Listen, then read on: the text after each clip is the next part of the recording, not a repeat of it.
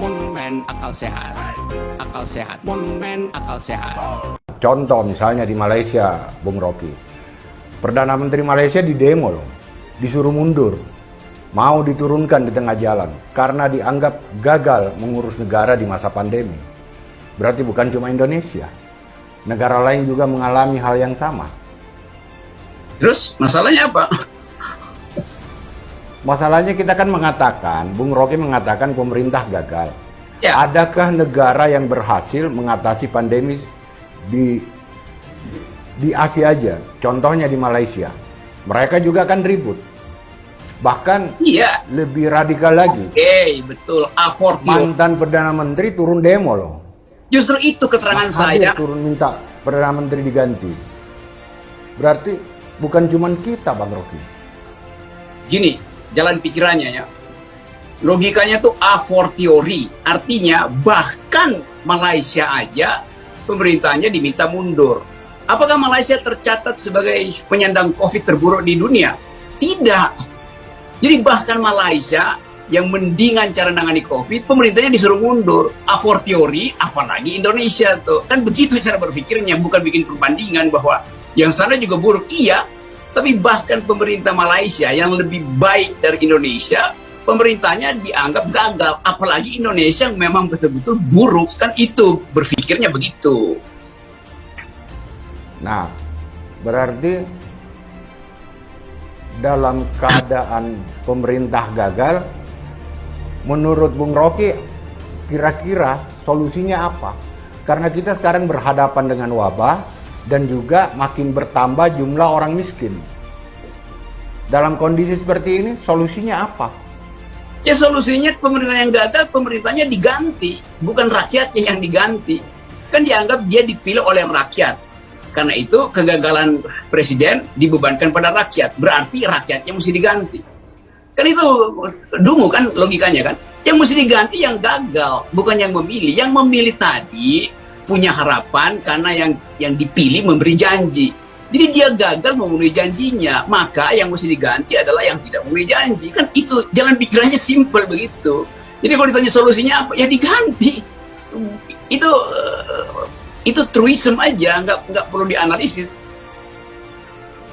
Oh, ini logikanya terbalik. Bukannya mau ganti presiden, ganti pemimpin, tapi mau nambah periodenya, Bang. Ya justru itu lebih bodoh lagi kan. Kegagalan mau diperpanjang. Jadi ini perpanjang adalah apa? 3 periode kedunguan. Itu yang mau diperpanjang. Kan di situ dungunya berkali-kali itu. Jadi mereka yang berupaya untuk memperpanjang masa jabatan itu terjebak di dalam kedunguan berkali-kali. Dan cuman bahkan keledai nggak pernah berkali-kali terjebak di dalam kedunguan. 2 kali udah cukup. Tapi saya kira kalau kita menurunkan di tengah jalan, ini produk demokrasi. Berarti kita harus juga menggantinya pada ujungnya nanti. Karena cepat atau lambat, 2024 pasti kita ganti presiden.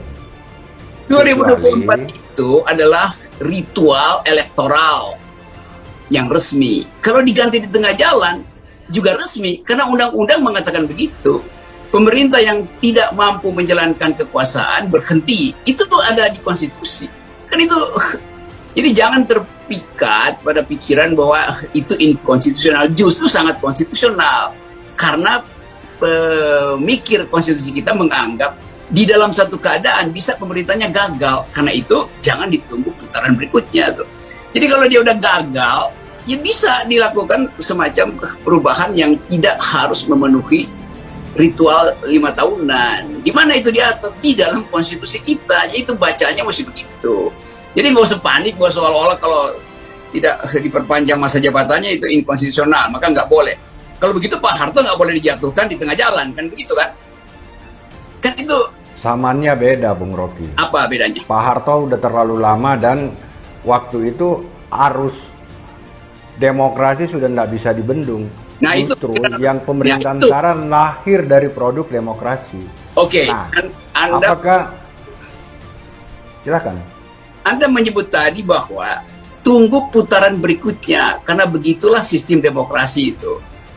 Bahkan di dalam demokrasi berlaku prinsip yang lebih dari itu. pemerintah bisa diturunkan demi asas demokrasi, bukan demi asas konstitusi. Soeharto diturunkan demi asas demokrasi, bukan demi asas konstitusi. Kalau demi konstitusi, Pak Harto nggak boleh turun. Dia mesti tunggu periode 4,5 tahun lagi. Ini baru 2 bulan udah diturunkan. Jadi Pak Harto juga tidak diturunkan melalui tata cara demokrasi itu. Melalui tata cara konstitusi, tapi tata cara demokrasi. Sekarang mengganti presiden bukan solusi, Bung Rocky. Karena penggantinya juga kalau misalnya diturunkan dan digantikan, berarti ada jaminan penggantinya bisa mengatasi pandemi. Ada jaminan bahwa... Tapi kalau misalnya di alasannya kita mengganti presiden karena gagal, penyebab gagalnya tidak bisa ngurus bangsa ini di masa pandemi kan?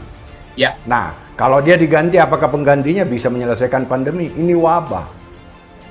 Sekarang pertanyaannya tuh, kalau tidak diganti, bisa nggak dia selesaikan pandemi ini? Kalau saya, Bung Rocky, jangan dulu Jokowi diganti, Luhut dulu diganti. Bukan, soalnya adalah pertanyaannya tadi, kalau Jokowi tidak diganti, bisa nggak dia selesaikan masalah?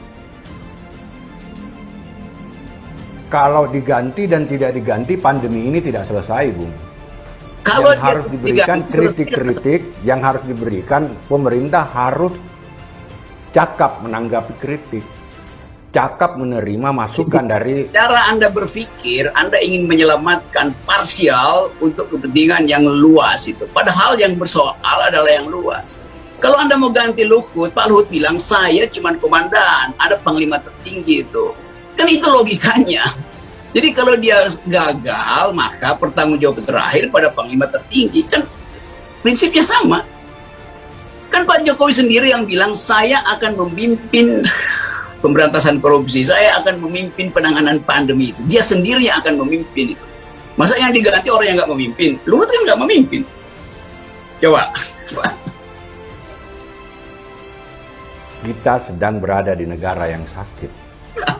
Iyalah. Berarti kalau ini salah satu tadi dia hasil diagnosa, berarti ada yang harus diperbaiki. Iya, apa?